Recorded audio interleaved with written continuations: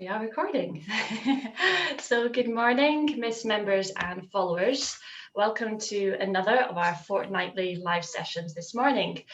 I am delighted to be here with Claire McNair, who's one of our volunteers at Miss and working predominantly on our newest service, A Different Pathway, as well as also Stephen Small from Sachs Adoption St Andrew's Children's Society.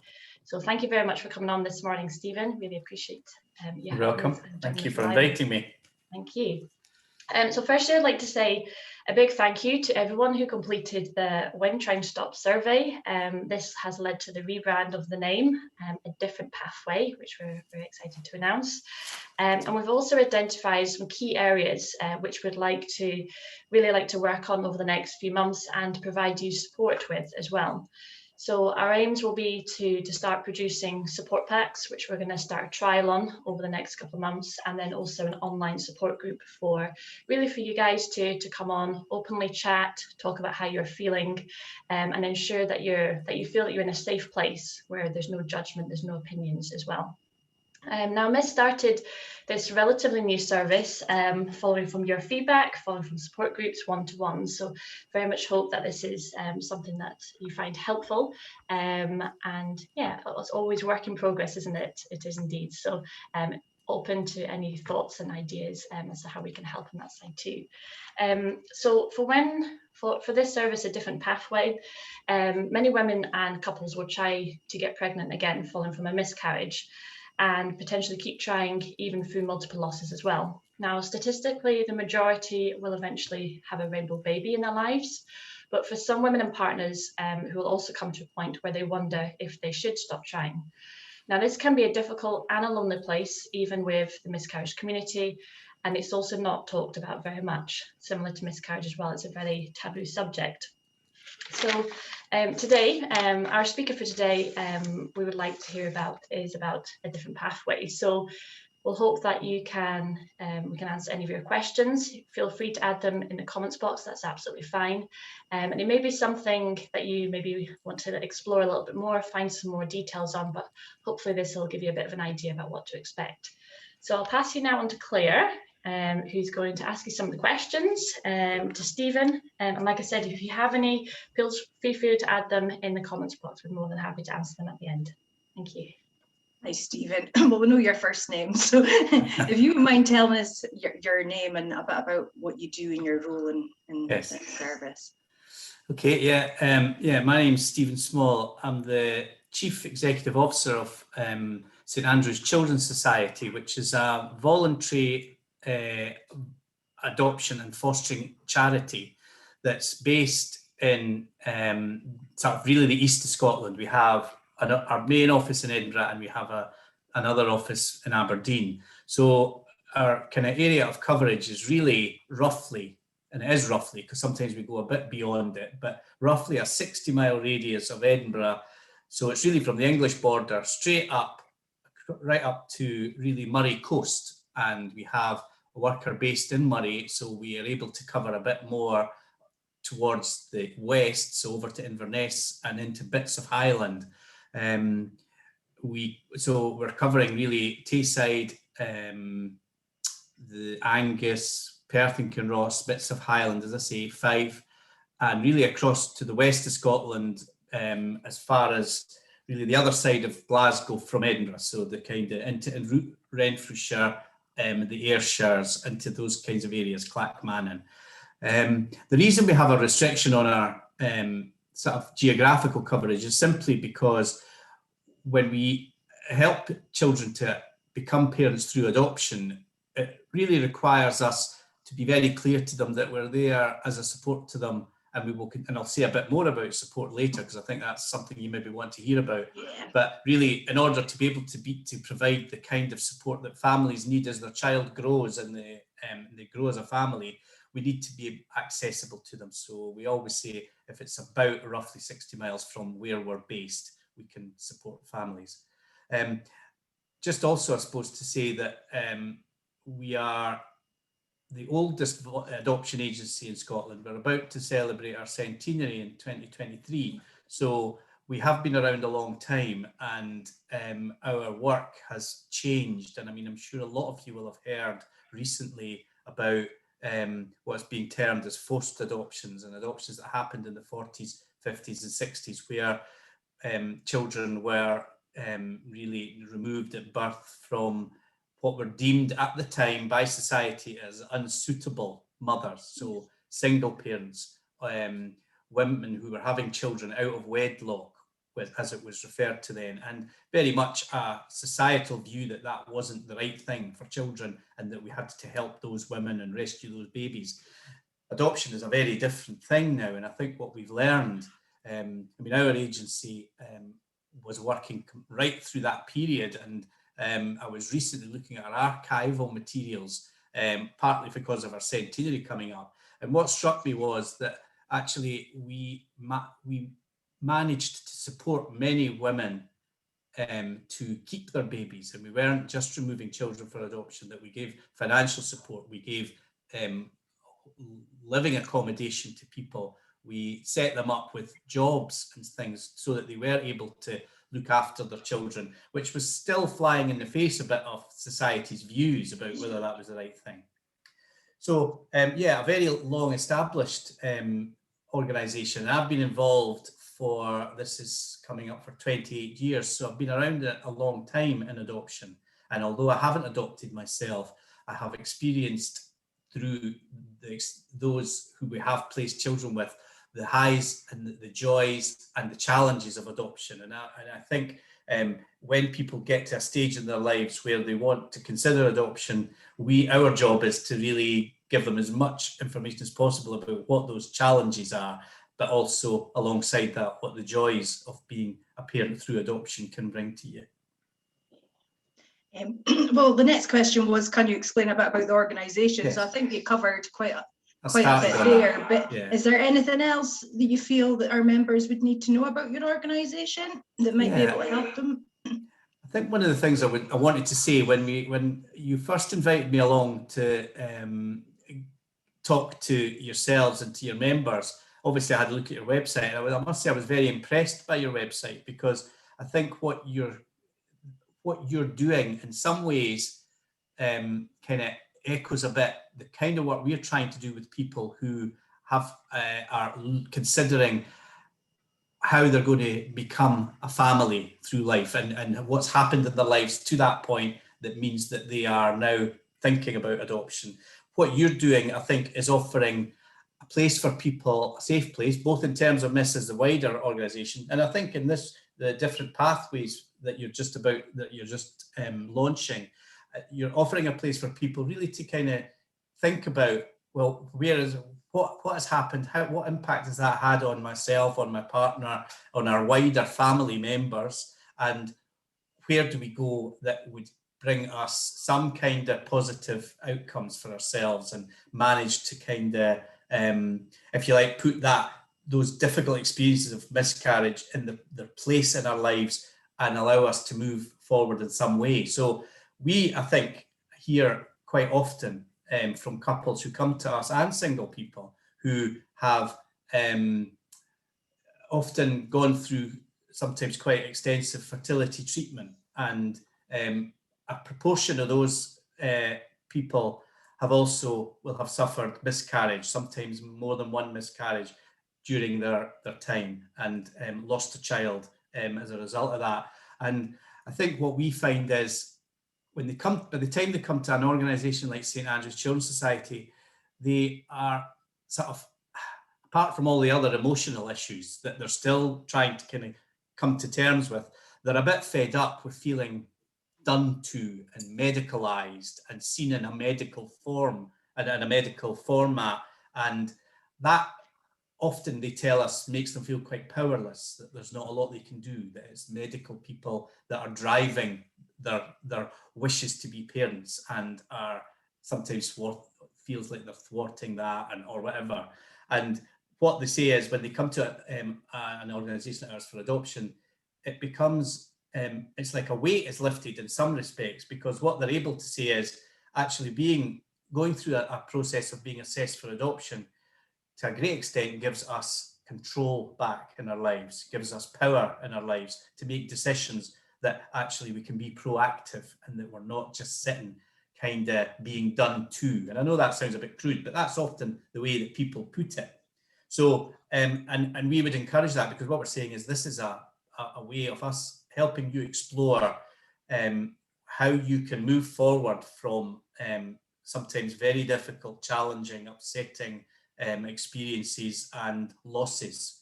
And our hope is that we can at least give people a sense of, well, actually, could some of the losses that you've experienced be turned around and actually look at, is there another way that being a parent can fulfill your need to look after a child, to nurture a child, and to bring a child to maturity and to a successful life. And I think, you know, that's kind of what you're trying to help people think about. And I think it's what we try to achieve for people. And it's not because I'm just saying it, that's what the feedback is from people who come to us.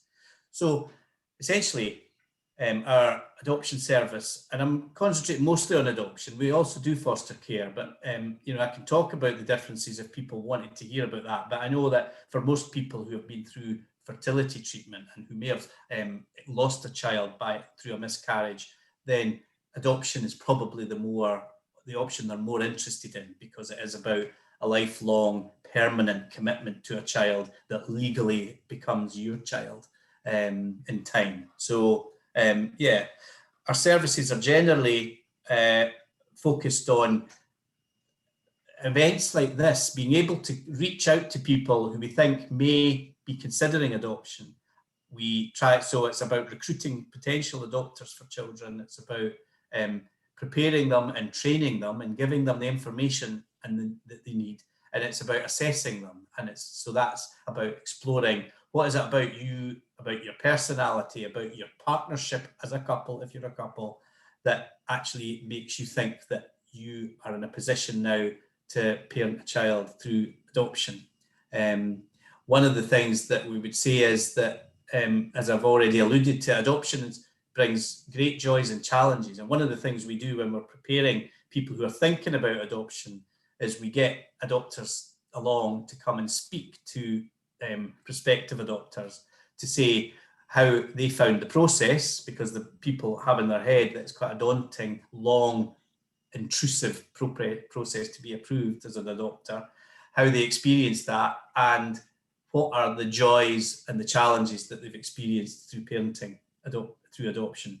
And all those families, everyone who adopts a child would say ultimately it's that child feels as much their child as if they had been born to them, and that the ability to make that very close emotional attachment to children that children need is very possible in adoption, and that's what people get from it.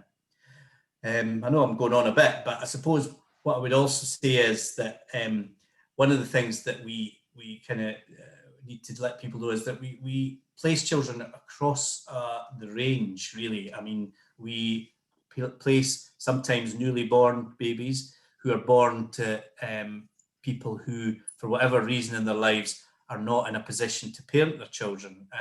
Sadly, sometimes that may involve misuse of drugs or alcohol, where their lifestyles are such that it is not conducive to caring properly for a child. We sometimes that so we do get sort of children very often who have come from those kinds of experiences, sometimes sadly very neglectful and abusive backgrounds that before they come to adoption. And we place children who really from 0 right up to around the age of 8 or 9. For many children, the older children are sometimes the hardest ones to find placements for, because as you can imagine, they sometimes are children who have had the most difficult challenges because they've been longer in a difficult family situation prior to coming into the care system and needing to be adopted. So adoption isn't straightforward. It's not about taking a straightforward child that you can completely control and mold into the child you want that child to be. Not that that's essentially what parenting is, but it's partly about that. It's about guiding and making a child be the child that you think gives it the best chance in life. These children that we place for adoption haven't had the best start in life, but actually outcomes for children who have been adopted are much higher than those children who don't get adopted, or who remain in foster care, for example, who might be removed from their difficult family situation, but in a fostering situation where they're not wholly claimed on a permanent basis, that impacts on their ability to learn in school, to manage social interactions with other children, and then into adulthood. And we know that adoption actually is the second best option for children, in fact, as far as achievements and outcomes for children growing into adulthood. So second to a loving, caring birth family, adoption is by far the best option for children, which is why it's really important that we can get the message out to people who actually think this is the right time for them to consider adoption. Definitely. So you did touch on it, but what types of support do you offer offer members that maybe come themselves and that start the process and go through the process? What sort of support's available for them? I suppose before they become approved as adopters, we offer them lots of information. They attend what are called preparation groups, where we bring them together with other people, a bit similarly to what you're doing, that actually people get strength from being in a group with people who are going through some similar experiences to them.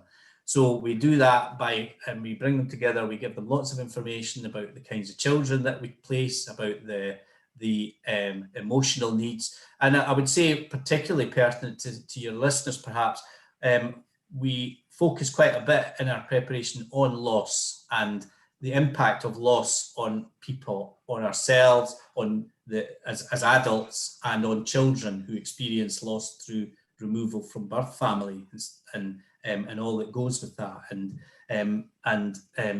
So loss is a central theme, and it's certainly very much focused on, probably alongside, as important as focusing on how do you build strong emotional attachments with children that aren't born to you. How do you bring a child into your home and make the right moves around how you're building the strong attachments? Because emotional attachment is the most important need we have. Probably just accepting physically food and drink to live.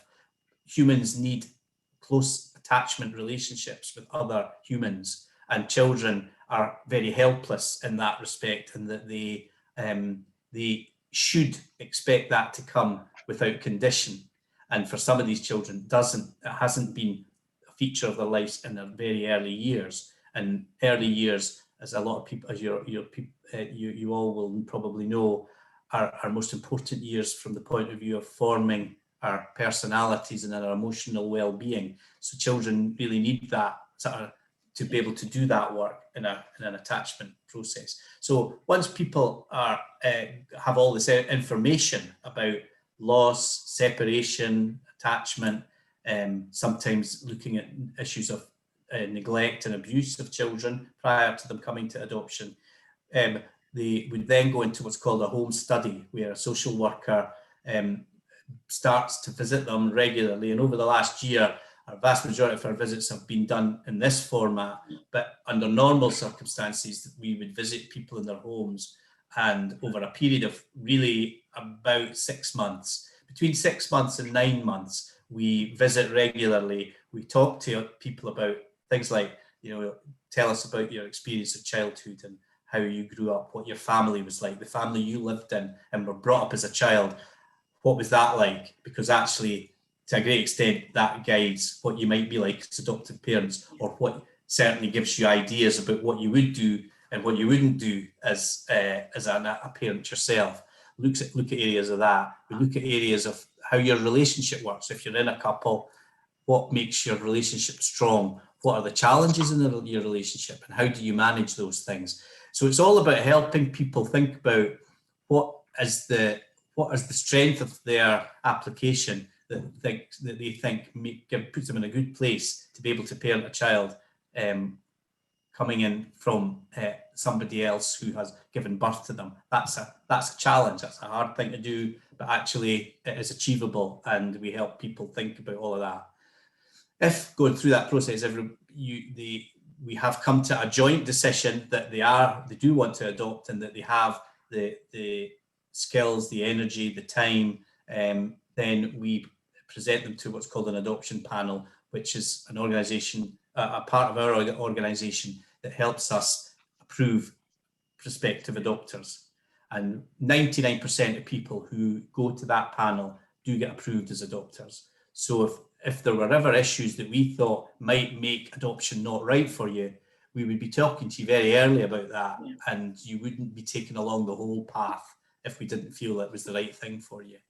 So once people are approved, we then help them to find the right child, and there are various ways of doing that. We have lots of links with local authorities in Scotland, but also across the UK. So we place children from, at the moment, we're placing children from London, Wales, and Cambridgeshire. So as well as more locally, sort of Aberdeen, Aberdeenshire, City of Edinburgh, Fife, Highland Council. So the councils are the places where the children are. We don't actually have the children in our care. We recruit the adopters who might be able to look after the children that the local authorities have in the public care system.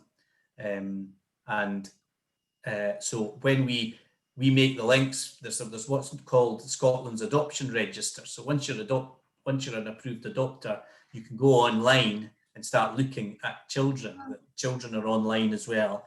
You have a profile online, and it's obviously a closed, confidential site, but it's funded by the Scottish Government, and it's a way of adopters being able to look at see what children are around and think about, would that child be right for us? Or there's social workers thinking, I like the look of that prospective adopter.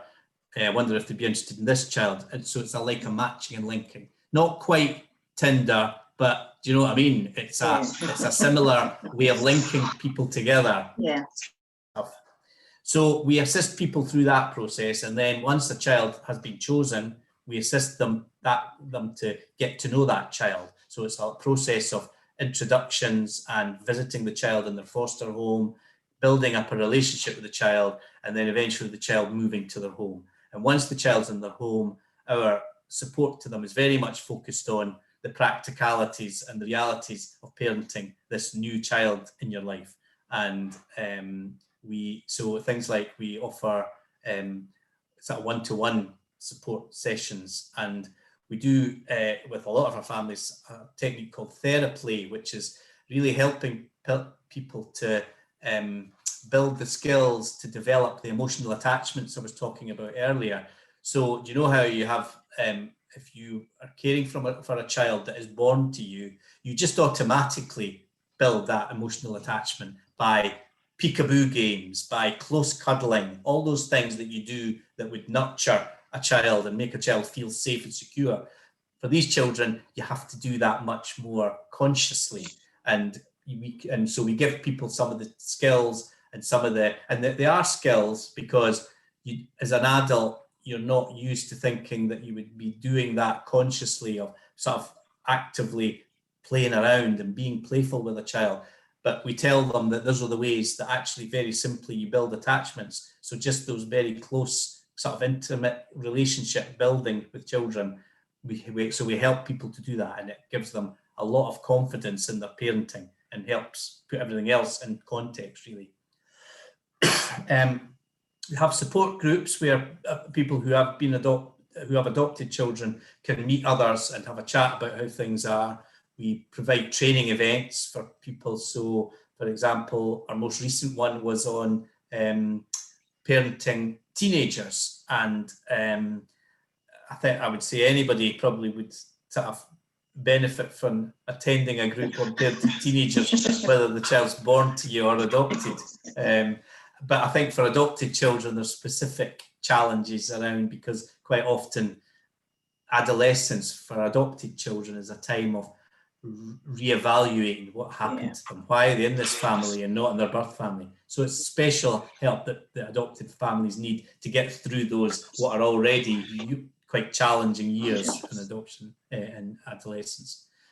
So really it's a combination of one-to-one supports and kind of bringing people together and creating training events and stuff that we think would be helpful. I think the key thing to say about adoption and support is that it's not an admission of failure if you feel you have to call people like me or my social workers to say, I don't know what to do here, I'm stuck. We've tried everything and we don't seem to be shifting this behaviour that's causing us difficulties or problems. That's actually, we say to people very much, that's what you should expect.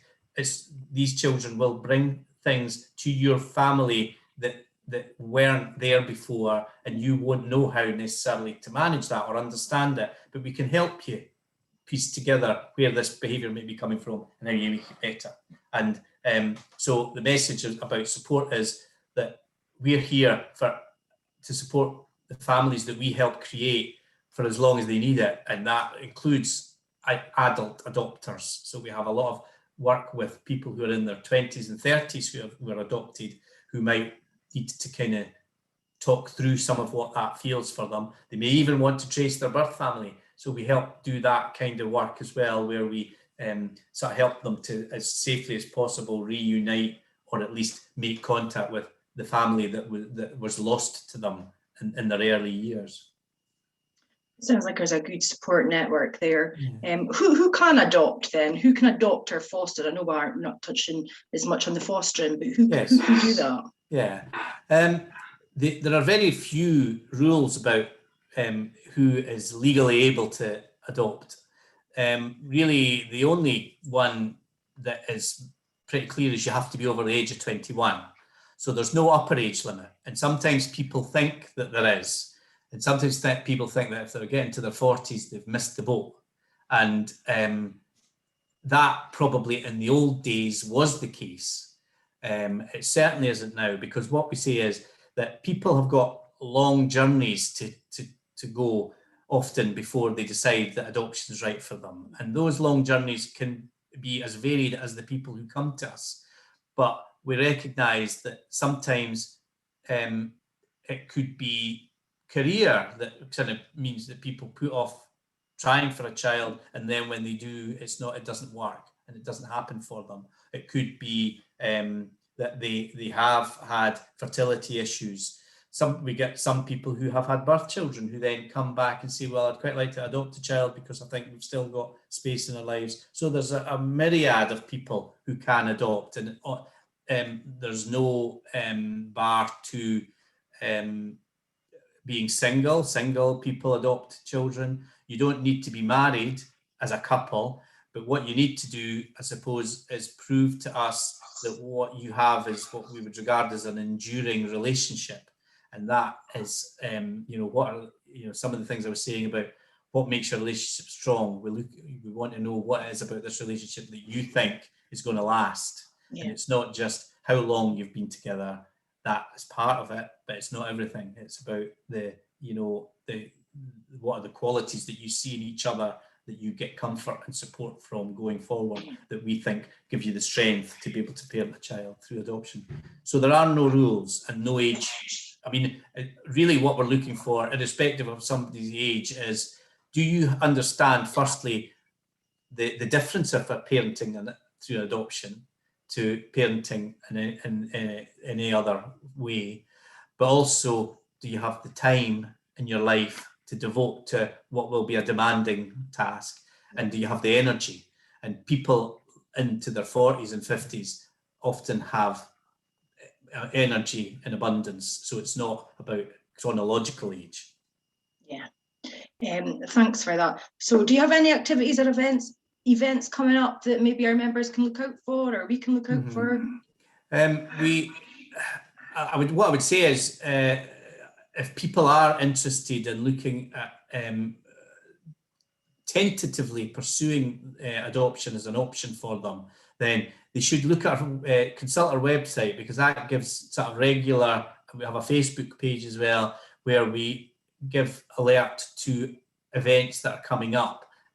So it's things like we do regular information evenings where we invite people along, and again at the moment we're doing it similarly to what you're doing through Zoom, where we say anybody who's interested in adoption, come along, listen to it. We'll tell you a bit about the process, what the challenges are. You can talk to an adopter and give them a bit of a kind of informal sort of chance to hear a bit more about adoption. I think what I would say to your members is that arriving at the decision to adopt a child is, as I've already said, is as varied a path as the people that come to us. Everybody has their own route to adoption, but often people don't just come and say, I've been thinking about adoption for a couple of weeks, I'm now wanting to adopt. It's often over many months and years that people have to kind of consider and get through life to the point where they think adoption is right for them. So quite often people will dip their toe in, they'll look at our website and then just think, right, think about that. And it could be months, years down the line before they make a formal approach to us. And that's okay. I mean, you know, it's the point is that people do need information to decide whether it's right for them, but then they do need time to think about what are the implications of that and where does that put everything else in my life, including my wider family, their consideration as well, like aunts, uncles, parents, yes, brothers, sisters, all the people that are required to give a child as good an experience of family as possible. They need to kind of be part of your thinking around adoption, and we include them. So we do regular what we call parent and friends sessions, where we ask people to invite those people in their lives that they think would be their supports, like their parents, their brothers, their sisters, their close friends, to come along, and we tell them about adoption so that they can give the kind of support to the prospective adopters that we hope that we can provide. So yeah, my short answer to that is that we've got events on all the time, and you get that through www.saxadopt.scot, which is our website. Okay, so is that ultimately how our members would reach you, through your website or the phone numbers that are being advertised on your website? I mean, our website gives them the chance to contact us through email, telephone, or see the events that they can register for and come along to if they want to. Brilliant. What if they just want a bit of an informal chat? Would they just phone the phone number on your website? Yeah, we have a duty worker on Monday to Fridays 9 till 5 who is available to answer the calls that come into the agency. And if people just want an informal chat with no strings, no commitments, they can do that. You can also go on their website and book a slot where you could say, I'd like a phone call on Wednesday afternoon at 3 p.m. because it fits around their work commitments or whatever. And we will then phone you at that time to have a chat with you. So we try to make it as flexible as possible, because recognising people get on with their lives. They've got other things to fit around this, you know. Thank you very much. That was very informative. Sorry if I blabbed on a bit, but not at all. You covered everything that I think we all needed to know. So thank you very much for your time. Okay, well, thank you. And I suppose what I'd just say is thanks again for the opportunity, because I think there may be people that you come into contact with who could experience the joy of parenting through adoption, if that in the end is their best chance of being parents. And just for us to be able to make that contact with you and for your members to hear about us is a great privilege for us. So thank you for inviting me. Oh, that's very, very good to hear from you, Stephen. Thank you. It's a wealth of information there. And I think as well, making it really simple as well, being quite clear, what's required. And we did have a couple of questions that have already been answered, which has been good, more on some of the support, but also the one about age factor.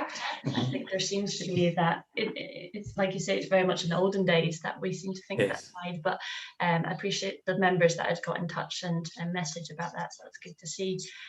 So thank you first of all, Stephen, and also to Claire, of course, for answering the questions, and also to all of our members and followers today that have been watching us. I hope that you found it helpful, and please do get in touch with Stephen, you know, with their team, and check out their website for what they've got coming up. And very, very supportive indeed, which we hear from, which is amazing. So thank you. Thank you. Just before we finish up, I'd just like to say that on Thursday of next week, we're really happy to announce that we're back to our face-to-face support groups, which is super great. So the option is there that you can still join virtually if you want to. That's absolutely no problem. However, we will be back in person too, and that's going to be at the Balmoral Hub in Cove, Aberdeen. Elevator offices that are. We can provide more details if you're interested in coming along. But these support groups, very similar format virtually, but basically we have a speaker who comes on for approximately half an hour, delivers a short mini workshop, and that one for next Thursday will be Susie McWilliam from Spirit and Soul. She's lovely, provides lots of information about that kind of coping strategies, meditation, Reiki, and how they can really help with the grieving process they can do after a loss. And then after that, we'll also have some open discussion too. So on Thursday, we'll have Claire, who will be there, and also our male-led volunteer, Ewan Bruce, as well, which would be good to have for both females and males who will be joining as well. So if you would like to come along, either in person or virtually, just send us a message through the Facebook page, and we can send you all the details through that. But for the meantime, once again, thank you very much, Stephen and Claire, for coming on this morning, and I hope you all enjoy your Saturday. Thank you for now. Thank you.